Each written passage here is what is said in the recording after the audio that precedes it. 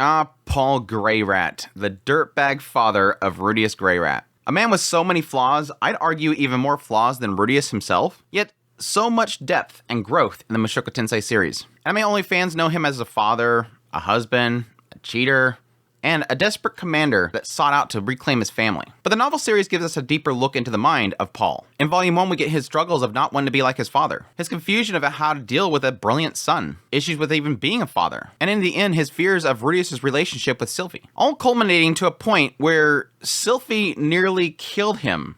Sort of. Welcome back to another Mushoku Tensei anime skip content video. In this video, we're focusing in on the perspective of Paul in Volume 1. I will do a second parter of Paul surrounding his time after the displacement incident, so stay tuned for that in the future. For now, let's just focus on Paul, the father of a family in Buena Village. Our first segment of Paul's perspective begins after he attempts to scold Rudeus over a fight with Samal. I say attempt because ultimately, as anime onlys know, it backfired on him tremendously. My son was angry. The boy had never been one to display much overt emotion, but here he was, silently fuming. How did it come to this? It all started that afternoon when Mrs. Eto came by our house, furious. She brought along her son, Samal, considered one of the neighborhood brats. There was a blue bruise around one of his eyes. As a swordsman who's seen my fair share of battle, I knew right away he had taken a punch. His mother's story was long and rambling, but the gist of it was that my boy had punched hers. When I heard that, inwardly, I was relieved. Ordinarily, I might have assumed that my son was playing outside, caught the sight of Samal and his buddies playing,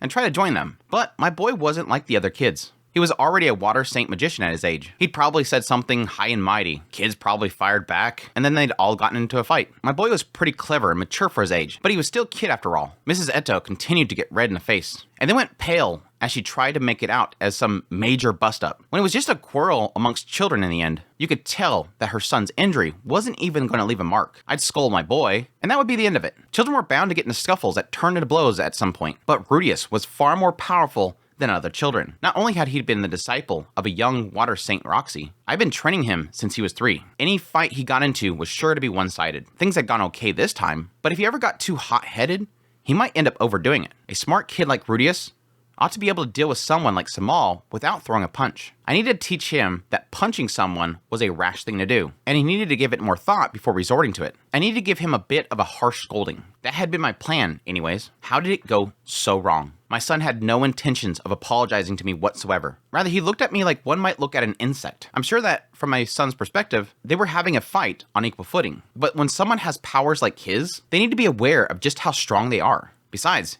he'd hurt someone. I needed him to apologize. He was a smart kid. He might not understand now, but I was sure he would arrive to the right answer in due time. With that in mind, I took a firm tone to ask what happened, only for him to respond with condescension and sarcasm. It galled me, and in the heat of the moment, I struck him. And here I was, trying to teach him a lesson about how people with power shouldn't resort to violence against people weaker than them. I'd hit him. I knew I was in the wrong, but I couldn't say that while trying to give my boy a lecture. I couldn't tell him not to do what I'd done moments earlier myself. While I struggled with my rattled composure, my son implied that he'd done nothing wrong, and even said that if I had a problem with that, he'd leave home. I almost told him right then and there to go, but I managed to resist the urge.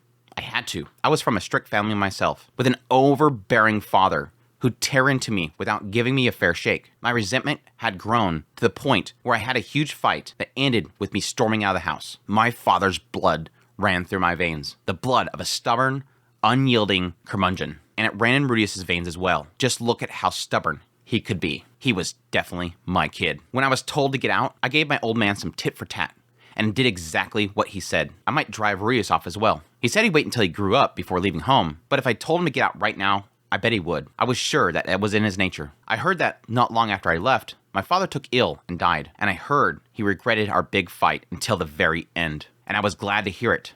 No, if I'm being honest, I regretted it too. If I told Rudeus to get out and leave and he really did, I'd surely regret that as well. I had to be patient. Hadn't I learned from experience after all? Besides, on the day that my child was born, I decided that I would never be a father like mine. I spoke up. You're right.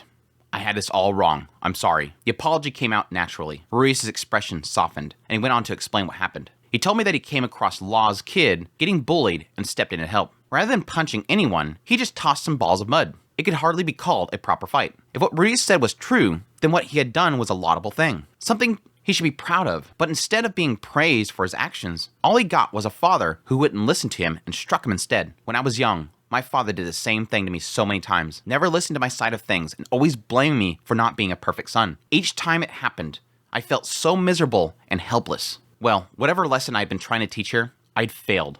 Ugh. But Rudeus didn't blame me for it. He even consoled me in the end. He was a good kid. Almost too good. Was I really even his father? No. Zenith wasn't the type to have an affair, and besides, there was no father good enough to produce a child like him. Man, I never expected my seed could bear such strong fruit. More than pride, though, what I felt was an ache in my gut. Rudeus spoke up. Father, could I bring Sylph over sometime to play? Oh, of course. For now, I could at least be happy that my son had made his first friend. I really love this segment because it gets so into that idea of like, the line that always sticks out to me is he looked at me like someone looked at an insect. It's always that weird dynamic that everybody, when they meet Rudeus, they always kind of feel off. Like, this kid is not right. And again, we all know why that is because, he's an adult and he's in a child's body. And so we see it from his perspective is the idea that when Rudeus was being scolded by Paul, he was just purposely throwing it back in his face. I know I'm smarter than you, man. I can turn this back on you, man. And that was something that Paul seen inside. I also like in this segment kind of getting a little bit more insight into Paul and his father. His father and him had a falling out. He left and went off to train, and he became an adventurer, and he went off on his own. He hated his father. His father was too overbearing for him. And so he's kind of equating that to Rudeus now. And he's kind of, again, like I mentioned at the very beginning, he's trying not to be his father. He wants to be different. And I think a lot of people that are raised in an abusive family, they have that same feeling. I don't want to do that. And sometimes it kind of carries over, at least according to a lot of psychiatrists, sometimes that carries over into their parenting. But he's actively here trying not to. I don't want to have the same thing happen. I don't want my son to run out on me. I can't have that happen. It's just a really good insight. We then cut forward a year later, after Rudeus discovered Sylph was a girl. I came home after work to find my son assaulting a young girl that he had always been spending time with. I wanted to tear into him on the spot, but I managed to stay level. Maybe this was another case where there were circumstances I wasn't aware of. I didn't want to repeat my previous failure. For now, I decided to put the sobbing girl in the care of my wife and the maid while I helped my son clean up and dry off. Why were you doing something like that? I asked. I'm sorry. When I scolded him a year earlier, he seemed completely unwilling to apologize. But now, the apology came right out, and he turned meek, shriveling up like a sautéed spinach. I asked you for a reason, I said. Well, they were soaking wet. I figured I should take them off. But she didn't like that, did she? No. I told you to be nice to girls, didn't I? You did. I'm sorry. Rudeus had no excuse for himself. I wondered if I had been the same at his age. I felt like whatever I might have said would have been full of buts and you sees. I'd had an excuse for everything when I was a kid. My son was more honest than that. Well, I suppose at your age, it's natural to want to pick on girls. But you can't do that. I know. I'm sorry. I won't do it again. Something about seeing my boy so utterly dejected made me feel guilty. That fondness for women came from me. When I was little, I was full of youthful vigor and virility, and incessantly chased after cute girls who caught my eye. I managed to keep myself more subdued these days, but I really couldn't restrain myself in the past. Maybe I'd pass that on to my son. Of course, an intellectual boy like him would struggle with these instincts. How hadn't I noticed it? But no, this wasn't exactly the time to sympathize with him. I need to give him proper guidance based on my experiences. Don't apologize to me, I said. You need to apologize to Sylphiette, right? Is Sylphiette going to forgive me? You don't apologize because you hope to be forgiven right away. At this, my boy looked even more despondent. In hindsight, it was clear that he had been infatuated by the girl from the very beginning. The whole fuss from a year ago was because he decided to protect her, and all he'd gotten for it was a smack from his old man. Even after that, they've been playing together almost every single day. My son protecting her from the other kids. He had to keep up with both swords and magic training, but still made as much time for her as he could. He was so close to her that I think he even offered to give her his wand and his magic book, which he valued more than anything. I understand why he was feeling so glum at the idea that she might hate him now. I'd also dealt with similar rejection. Hey, it'll be all right, I said. If you've never been mean to her before this, and your apology comes from the heart, I'm sure she'll forgive you. My son's face brightened at that. If only a tiny bit. He was a smart kid. He'd messed up this time, but he'd recover from it soon enough. Hell, maybe he'd even find a way to turn this around and completely win over her heart. It was both a promising and foreboding perspective. Rudeus stood up from the bath, looked to Sylphiette, and opened with, I'm sorry, Sylphie. Your hair's short, and so I thought you were a boy this whole time. I had always thought of our son as perfect, but maybe he was a lot dumber than I had thought. And that was the first time I'd ever thought that. They always think his boy's a genius, and then the one time he does this stupid thing, never mind, my boy's dumb. And again, it's the perspective of somebody in this world versus what we kind of know. It's literally the idea that he's a brilliant son. He just doesn't know how to handle people because he's always been a shut in his entire life. Really, really good stuff. And again, another reason why I like this particular segment is that it's kind of carrying over from the previous experience. Like before, he had supposedly messed up and I scolded him and I didn't listen to his side. This time, I'm going to hear him out. But he's not getting anything out of Rudeus because Rudeus is not wanting to make excuses. Like back there, he didn't allow him to make excuses, so he didn't know the full story. But here, he obviously messed up and he's not giving me excuses. He's not explaining what happened. He's not just literally saying, I thought it was a boy, so I thought it'd be okay to just kind of drop the pants. No. No excuses. Just apologize and remaining meek. It was really technically the first time Rudeus ever screwed up in this world. Was what he did to Sylphie. That was his first actual mess up. His first massive mistake. And yes, he didn't know how to handle it. He didn't know what he was going to do with the whole situation.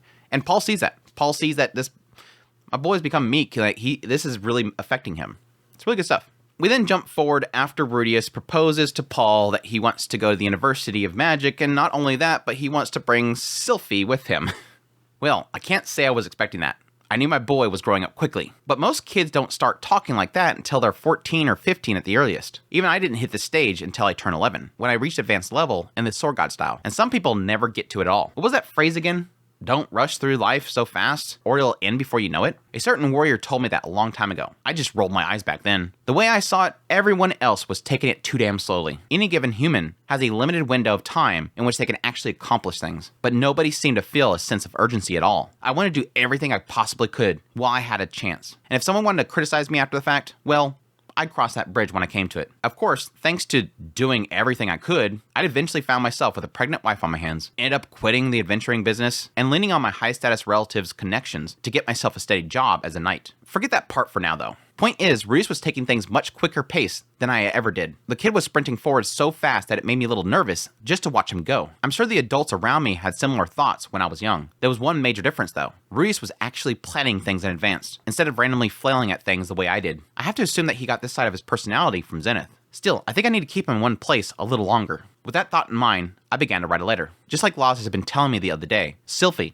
had clearly gotten quite attached to Rudeus. From her perspective, he was both the knight in shining armor who saved her from the misery of her early childhood, and the all-knowing big brother who could answer all questions. She obviously admired him. Recently, she seemed to be developing a crush on him as well. Laws, for his part, told me that he was hoping the two of them might end up getting hitched someday. At the time, I was pretty pleased at the prospect of having another cute daughter in the family. But after hearing what Rudeus had said today, I had to reconsider. Right now, that girl was basically putty in his hands. If the two of them continued to grow up together like this, Sylphie was going to be permanently dependent on Rudeus, even as an adult. I've seen a few cases like this back when I was still in nobility. I'd seen human beings who were nothing more than little puppets, totally controlled by their parents. That life's not so bad when the guy who's pulling the string is still around, I guess. As long as Rudeus kept loving Sylphie, she'd probably be just fine. But unfortunately, that kid has a bit of his dad in him as well. He was a born womanizer, in other words. There was a chance that he might go running off after every girl that caught his eye. A chance? Nah. The boy was my son. He was probably going to mess around. And when the dust settled, he might not end up choosing Sylphie. She'd never recover from that blow. Never. My son might very well end up entirely ruining that sweet little kid's life. I couldn't allow that to happen. It sure as hell wouldn't be in his best interest either. And so, I wrote my letter. Hopefully, I get the response I was looking for. That said, how was I going to convince that smooth-talking kid to go along with this? Maybe this called for brute force approach. Of course, that letter that he wrote was the one that he wrote off to Saros and Philip asking for a job for his son, which, of course, we all know ends up being a job to tutor Rudeus Greyrat. But yeah, this is where we get that kind of sign here that Paul's not liking what Rudeus is doing with Sylphie. I think the anime pretty much spells it out in the idea that, yes, Rudeus will eventually read the letter that Paul wrote to him as he was traveling to go meet Rudeus. But yes, a lot of this decision-making in the original kicking out of Rudeus to Rudeus and Saros and Philip was to do with the fact that Paul didn't like the relationship that was building between Rudeus and Sylphie. He even mentions it later in that letter. He says specifically that you're kind of molding her to be completely obsessed with you. And Rudeus in his own mind goes, Yeah, he's kind of right. Like, he doesn't deny it. Like, yeah, he's got a point. Like, I had Sylphie, and he wasn't intending it, but he realized that point. Yeah, he's kind of right. I kind of turned her into the obsessive childhood friend that follows the main character around everywhere. Yeah, probably a good idea that we separate. Now, he keeps thinking of Sylphie, even after that. Like, crap, I miss Sylphie. Sylphie, I hope you're okay. All that kind of stuff. But the end result here is that Paul wants them to get separated. Rudeus kind of stands up and says, I want to bring Sylphie with me. That's what makes Paul fearful. Wait, my boy is wanting to go to school, and I'm fine with that. He was going to support him. Like, I'm going to pay for your schooling and everything. It's where you want to go. Let's do it. But at the same time, Rudeus goes, but I want to take Sylphie with me. I'll pay for her tuition. And that's when Paul goes, that's not good. Like, right there, I'm seeing that she's being completely dependent on you, and you're going to be, you're treating like she's your codependent, and you have to pay for her expenses and everything. That's not a good relationship. You're making her so dependent on you as a child. Sylphie's a child right now.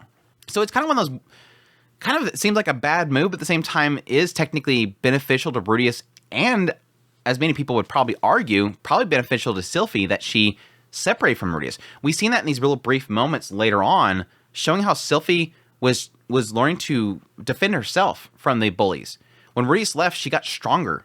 She learned to be independent. It just sucks that the displacement incident happens right after.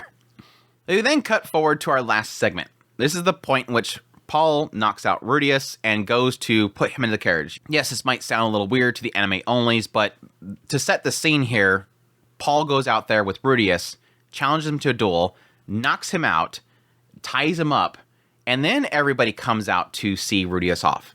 In the anime, it has everybody come out. Ghislaine comes out, and Rudeus meets Ghislaine at that point.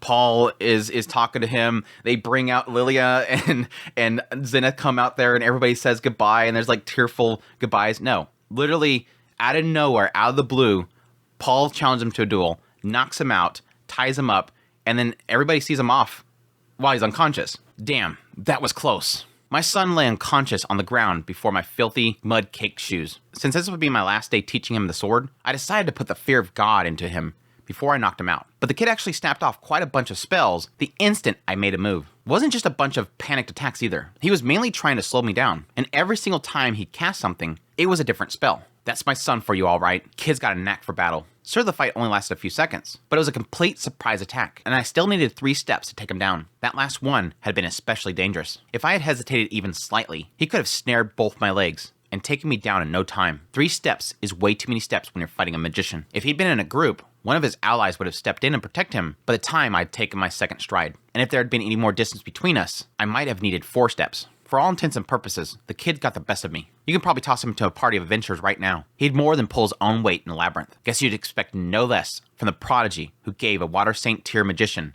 an inferiority complex. The boy was downright terrifying, but for some reason, that made me happy. Up until now, I've been jealous of anyone who's more talented than me. But where my son was concerned, all I felt was pride. Okay, this isn't time to be talking to myself. Let's get this done before Laws makes it over to here. I quickly proceeded to tie up my son. The carriage had arrived by the time I was finished, so I picked him up and prepared to toss him into it. Of course, Laws picked this moment to show up with Sylphie in tow. Rudy, she yelled out, seeing her playmate bound hand and foot. The girl immediately fired off an intermediate tier offensive spell at me, without so much as an incantation. I warded off easily enough, but on top of silent spellcasting, the attack power and speed were both impressive. She could have easily killed a normal person. Damn it, Rudeus, don't go teaching her that crap. After handing Ghislaine my letter, I unceremoniously dumped Rudeus in the carriage and let the coachman know that he was good to go. Glancing over, I saw Laws crouching next to Sylphie, speaking to her firmly but quietly. Yeah, that's right. It's the parent's job to teach their kid what's what. Laws had allowed Rudeus to take over many of his duties, but now he got his chance to reclaim his rightful role. Exhaling quietly, I watched the little family conference from a distance. After a moment, the wind carried Sylphie's voice over to me. No,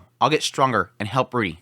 That girl really adores you, son of mine. At this point, my 2 wives emerged from the house. I told them to stay inside if they wanted to watch, mostly for their own safety, but I suppose they wanted to see their boy off at least. Oh, my sweet little Rudy's leaving me. Be brave, madam. This is a trial that we must endure. I know, Lilia. I know. Oh, Rudeus, Rudeus, my little son is riding off. He's left his poor mother all alone. Woe is me. You're not alone, madam. He's not your only child. You're right, of course. He has 2 little sisters now. 2? Oh, madam. Of course, Lilia. I love your child as much as mine. As much as I love you. Oh, madam. I feel just the same. For some reason, Zenith and Lilia were acting out a theatrical scene as the carriage set off down the road. I suppose they weren't too worried about Rudeus. The kid had a solid head on his shoulders after all. In any case, those two were sure getting along these days. I wish they'd be that friendly with Daddy too. Or at least stop ganging up on me. Still, I guess Rudeus won't be around to watch the little ones grow up, huh? I knew he planned on being the best, biggest brother ever, but things weren't going to work out that way. Tough luck, kid. Daddy's going to get all his little daughter's love. Hehehe. Wait a second though. Rudeus was about to start special accelerated training under a Sword King. 5 years from now, he would be 12, much bigger and stronger than he was now. If we had another anything goes scrap like that when he came back, was I even going to stand a chance? Oh man, my paternal dignity was on the line. Zenith dear, Lilia, now that Rudeus has left us, I think I'm going to start training a little bit as well. Zenith glanced at me as if she was uninterested. Lilia leaned over to stage whisper in her ear. Did it really take a near loss to make him realize that young master was going to surpass him? Honestly, he's always like this. Never puts a bit of effort in until someone nearly embarrasses him. Apparently, I was already somewhat lacking in paternal dignity department. Ah well, what was dignity good for anyways? My old man was a walking lump of pride and nobility, and I was never actually fond of him. I wanted to be a friendly, lovable kind of father, not a dignified one. So for now, I just keep pretending to be a good-for-nothing guy with a weakness for the ladies, until my 3 kids were all grown up at least. At this point, I glanced over to Zenith with the corner of my eye. Damn. That's a nice body. You never think that she'd already had 2 kids. Maybe she'd try for 4 or 5. That's one way to earn myself an extension, I guess. Well, it was time enough to think about that later. Thoughts ran through my mind as Rudeus' carriage rumbled down the road. Rudeus, believe me, this isn't how I wanted this to be either. I didn't think that you'd agreed to my plan, and I'm not sure that I could have convinced you in an argument. Still, as your father, I couldn't just do nothing. I'm basically passing you off to someone else now, but I think that's how it has to be. I know I didn't give you much of a choice, but I'm sure a clever kid like you will understand. The experiences you're going to have out there wouldn't have been possible in this village. Even if you don't understand my reasoning, dealing with the challenges in front of you will make you stronger in the end. So resent me all you like. Resent me. And resent yourself for letting me do this. I grew up under my old man's thumb, you know. Ended up just running away, rather than ever facing up to him. I do regret that to some degree, and I wish I'd done some things differently. I don't want you to feel that way, of course. But you know, running away like that did make me stronger. I'm not sure if I'm stronger than my dad was, but I found women I loved, protected the things I cared about, and grew tough enough to put the screws on my own kid. You want to fight back? Fine by me. Have at it. Come back stronger, kid. Strong enough to stand up against your tyrant of a dad. And that's all the Paul perspectives of Volume 1. Such a great insight to Paul and his relationship with Rudeus and him being an adult and, well, being a father, really. Can't really claim that he's an adult. He's a father, that's for sure. But that difficulty he's always facing in how to raise his child. And it's one of those cases where Paul is always a character study in the idea of what makes a father and can a father still be a father despite the fact that they have so many flaws. Paul makes a lot of decisions that I think a lot of people will argue are not good decisions to make as a father. Not many people would send off a kid before they're even 10 to live somewhere else just because he's fearful of his relationship with a girl in the village. A lot of people would probably say, just separate them for a little bit, like not let them interact with each other. No, he's literally like, just send them off. Just send them off somewhere. But there's a lot of segment in here that's about him kind of, again, despite the fact that he doesn't want to be like his father, he's sort of playing out the same scenario that he went through. I left my home at this point, and I grew strong as a result. You can do the same thing. Go off, get stronger. Face the challenges in front of you. Now, it's kind of sad to think about it, his statement there saying, you know, go out there and see the world. And it literally turns his displacement so that it sends him way somewhere else. But it's still the case that he's wanting. He's wanting his son to grow up. He's wanting him to get stronger. And yes, he's even acknowledging the idea that, man, when he comes back, he's probably going to kick the crap out of me. And it's so funny that that's what exactly Rudeus wanted. He constantly wanted to get stronger because he wanted to show up his dad. Rudeus, from his perspective, all the time that he's with Edis, is constantly thinking to himself, I want to get stronger because I want to go back and I want to defeat my father before he leaves his prime. He's like, it's soon enough he's going to get too old, and then he's going to start going downhill. Like he's going to peak at some point. He's just going to go downhill. I want to beat him before he goes downhill. So yes, technically, Paul knows what's going to happen. He knows that Rudeus is going to want to come back and defeat him. It's good stuff because it's the idea of creating that rivalry. Like, son, get stronger, get strong enough to beat me, and then I'll know. And that's pretty much for him more than anything. Then I'll know that my son got stronger, and I can I can rest easy, basically. But yeah, it's funny in this little segment to kind of see that dynamic between Paul and Zenith and Lilia. You get a little bit of a sense of it, especially like the whole scene with the, Rudeus bringing up the going to the university and everything like that. It's like right there you have like constantly the two of them are just kicking him under the table. Yeah, it's kind of seen right here. Like they Zenith and Lilia become the sister wives, and Paul's just over here going, can I have a scrap too? Can I get in? You guys are all nice and chummy with each other. Can I get in on that? It's too good. But yeah, Sylphie nearly killing Paul. That was a big shocker. When I read that, I was like, holy crap, why did they not have that in the anime? That would have been hilarious to have seen that. But no, they just literally cut it completely, which is it kind of a massive question mark. I mean, the whole idea is in the anime, they were showing it from Rudeus' perspective. He gets knocked out. He immediately wakes up in front of Ghislaine. So I guess that's probably why they never showed that whole scene. But it was still kind of interesting that they never showed it right there, which would have been absolutely... Because like I said, when I read it, I just got a massive kick out of it. Like, holy crap. If Paul was not an incredible swordsman, she would have killed him. Like, if he was just a standard father, like any other father that's not like a skilled swordsman, she would have killed him. Especially the idea of not really knowing what she's going to be throwing at him and not having incantation. A lot of people probably hearing an incantation, they're going to go, oh crap, she's using a spell. I need to be prepared for this.